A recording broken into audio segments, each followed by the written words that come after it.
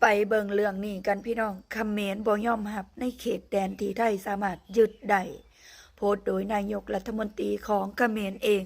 เพิ่นว่าการหยุดยิงนี่หยุดหม่องใดก็บ่แม่นว่าดินแดนนั้นสิเป็นของเจ้าหมายความว่าบ่ยอมรับในเขตแดนพี่น้องงานนี้ก็หนุ่มไทยสวนไปจังๆสอนมวยให้ว่าเจ้าเฮียนจบมาแต่ตำราใด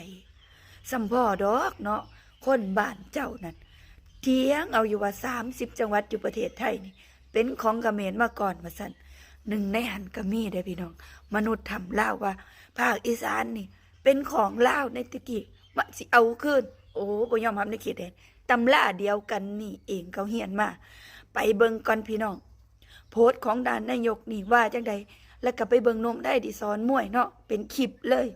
แต่มีเพิ่นว่าการลงนามหยุดยิงนี่อันบ่ได้แปลว่ากัมพูชายอมแพ้เพิ่นว่า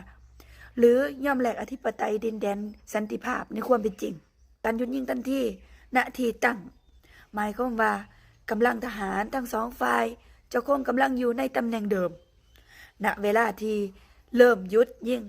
โดยขอย้ำว่าการคงกำลังในตำแหน่งดังกล่าวบ่ได้มีผลต่อการกำหนดเส้นเขตแดน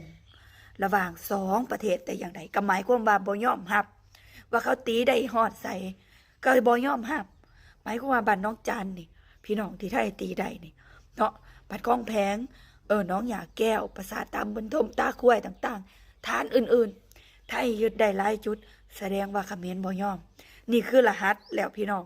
ว่ามันสิเฮ็ดอีกเทื่อหนึ่งซีซั่น3ไปเบิ่งคลิปที่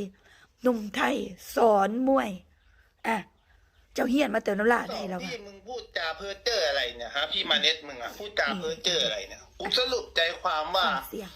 ตรงไหนที่เข้าตีไปแล้วก็ไม่ใช่ว่าจะได้ไปว่างั้นนะ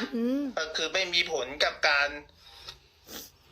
ไม่มีผลต่อการกำหนดเส้นเขตแดนนะมึงรู้ไหมเนี่ยมึงเรียนในร้อยเวทปอยมาไหมเนี่ยฮะคิดหามึงจะบอกนะมึงเรียนรุ่นใครอ่ะผู้บังคับการโรงเรียนมึงเป็นใครอ่ะฮะใครเข้าตีตรงไหนได้แล้วก็คือตรงนั้นแล้วงั้นมึงจะซื้อของมาทะเลาะกูกับพ่อมึงเหรอฮะเจ้ามึงเสียหน้าไม่ได้เลยก็ประชาชนมึงนะ